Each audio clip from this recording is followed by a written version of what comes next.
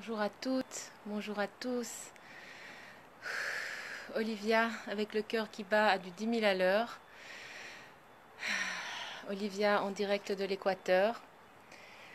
Olivia qui depuis ce matin reçoit un message, fais un live, fais un live, fais un live, et qui s'y oppose par peur parce que d'habitude quand j'ai un live à faire, je sais d'avance ce que je vais dire, j'ai un message clair, j'ai une idée dans ma tête en tout cas, ou une espèce d'ébauche de quelque chose que je viens transmettre ou qui veut être transmis via moi.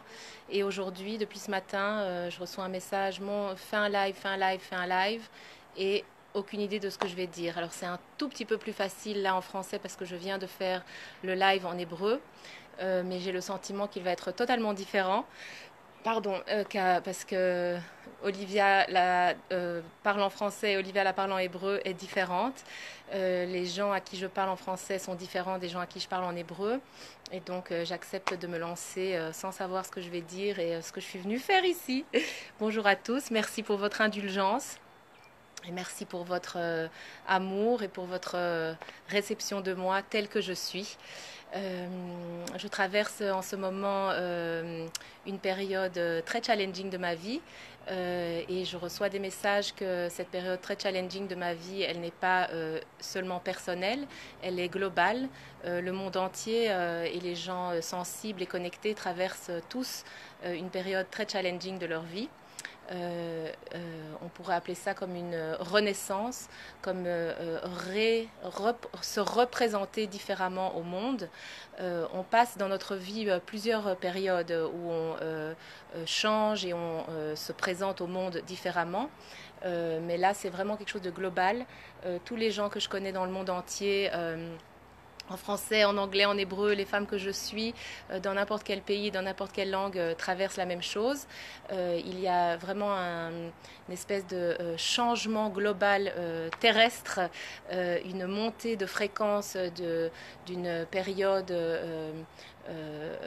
de guerre, de peur, de stress, et de plus en plus la lumière arrive et veut nous faire arriver et monter vers une ère d'amour, de lumière, de compassion, d'union de nous tous.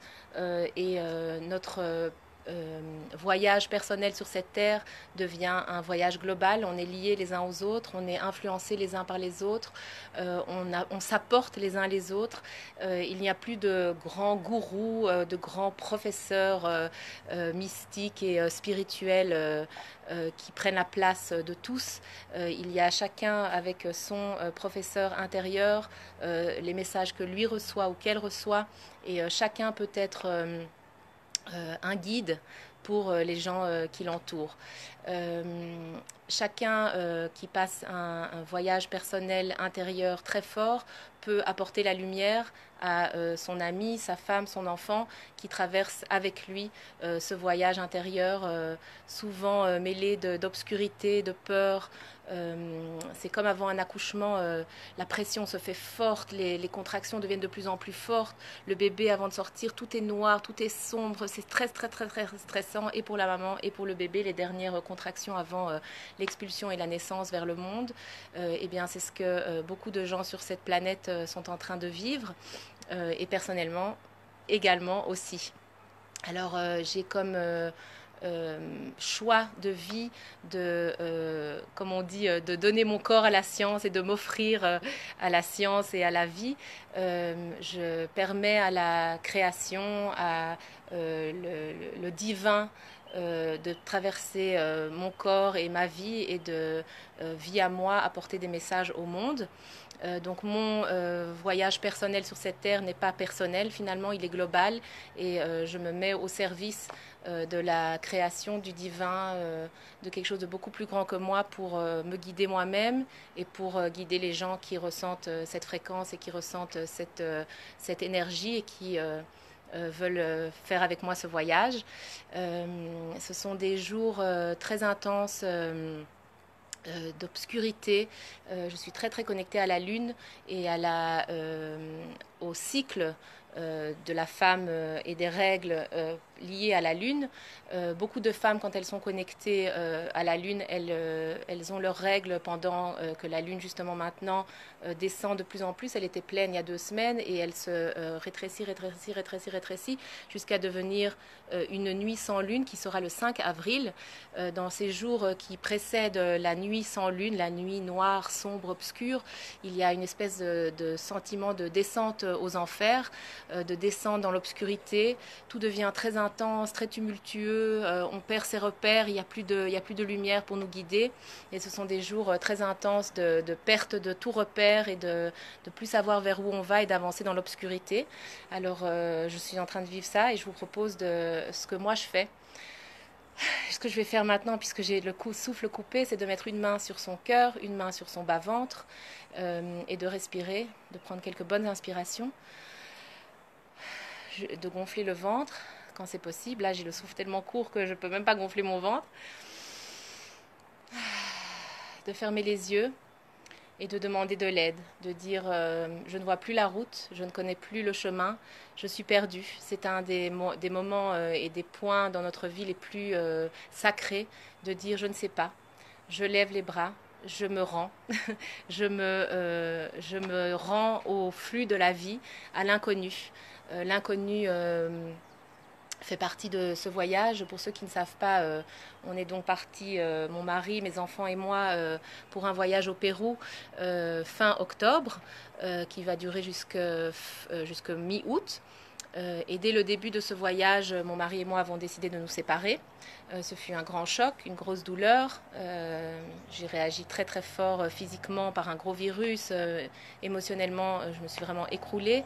J'ai dû mettre de côté toutes les définitions de moi en tant que femme, qu'épouse, que mère de famille, tout ce que j'avais imaginé que j'étais jusqu'à la fin de mes jours, et accepter que la vie m'amène quelque chose de nouveau, quelque chose que je ne connais pas. Et qui me demande de me réinventer, de me retrouver. Et je pense que c'est un processus que beaucoup d'entre nous traversons sans nécessairement avoir besoin de se séparer de vos hommes, mais certaines oui, que je suis d'ailleurs, mais c'est souvent laisser derrière des choses qui ne nous servent plus, accepter que tout ce qui était jusqu'à aujourd'hui nos repères et nos modes de fonctionnement ne marchent plus, et accepter de laisser tout derrière nous et de renaître à l'inconnu, de laisser l'inconnu se découvrir et nous montrer le chemin. C'est une des choses les plus difficiles à faire en tant qu'être humain qui avons besoin de stabilité, de contrôle, de sentir que tout est en place et qu'on a un chemin bien défini. Et c'est une ère et une période sur Terre qui demande le lâcher-prise total, l'acceptation de lâcher et de laisser l'inconnu se découvrir et nous guider. Alors c'est pas facile, mais il n'y a pas le choix. Disons que c'est encore plus difficile quand on ne lâche pas prise et qu'on essaye de tenir et de contrôler. Eh bien alors c'est à ce moment-là que la tempête nous submerge et qu'on perd pied. Alors que quand la tempête arrive, si on arrive à se centrer, à respirer, à rester au centre de l'œil de la tempête passe autour de nous et ne nous submerge pas et ne nous fait pas nous noyer. Donc il est vraiment demandé à toute personne en chemin et en train de se découvrir et d'avancer sur cette terre, de réussir à lâcher prise, de faire confiance, de savoir qu'à tout moment on est en sécurité, il ne peut rien nous arriver.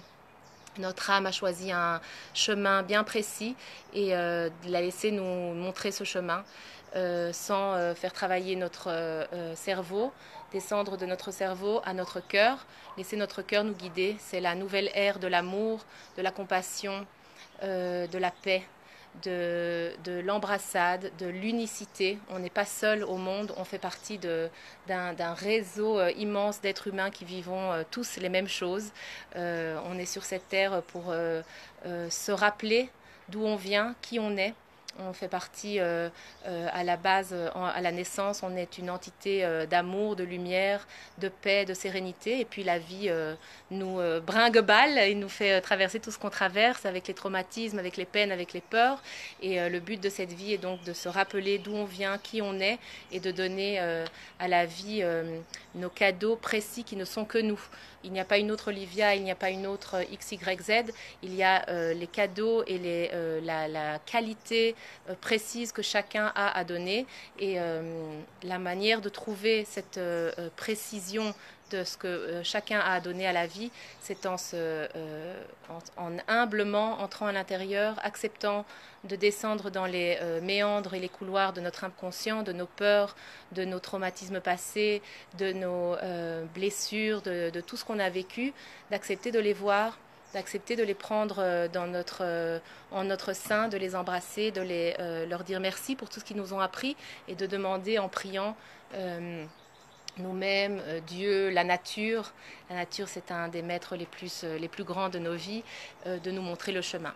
Alors voilà, je voudrais vous inviter tous à oser descendre dans l'obscurité avec la lune qui descend, d'embrasser cette obscurité en vous, d'accepter que sans obscurité, il n'y a pas de jour, sans les peurs, il n'y a pas l'allégresse, sans la tristesse, il n'y a pas la joie, sans, voilà, les contraires créent les deux côtés, c'est pas possible qu'il y ait qu'une des deux un des deux opposés. Donc accepter que c'est comme ça facilite la vie et facilite notre chemin d'évolution et de retour à la source de qui on est.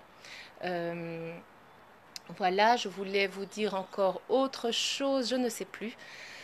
Alors je vais finir en respirant, en vous remerciant d'avoir été là, de m'avoir écouté, d'avoir partagé avec moi ce moment, cet amour, ce cœur, cette nature magnifique qui nous entoure. Je vous invite à sortir le plus possible dans la nature, de regarder les plantes, de regarder les fleurs, d'écouter les sons. Ils sont nos plus grands maîtres, ils sont nos plus grands guides. En tout cas, à moi, ils m'aident beaucoup. Et si ça peut vous aider aussi dans votre chemin, eh bien, voilà, j'aurais au moins contribué à une petite chose et j'aurais servi la création que je suis venue servir sur Terre. Je vous remercie beaucoup, bonne continuation et à très très bientôt. Merci.